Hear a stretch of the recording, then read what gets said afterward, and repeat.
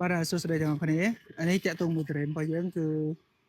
វាបានតុំអីខ្ញុំមានថាសណ្ដងនេះគឺយើងបានដាច់អីចឹងអ្នកនរគ្នាអាចពិនិត្យមើលបានគឺមួយផ្លែនេះគឺប្រហែលជា5គីឡូអញ្ចឹងឲ្យចាំមើលតិចទៀតហ្នឹងយើងនឹងបកវាហើយចង់ដឹងថាតើនៅខាងក្នុងគឺសាច់របស់វាបានប៉ុណ្ណាណាសូមបញ្ជាក់គឺអានេះតែមួយផ្លែទេគឺទម្ងន់របស់វាគឺ5គីឡូហើយចាំមើលយើងតទៀតជាមួយនឹងបន្ទាប់ពីយើងបានបកហើយបាទនេះតាក់ទងមួយត្រេនដែលយើងនេះមិញបើកហើយមិញតែ unbox ឲ្យមើលសាច់ឃើញអានេះគឺសាច់ពោលវាតើយកចានមកដាក់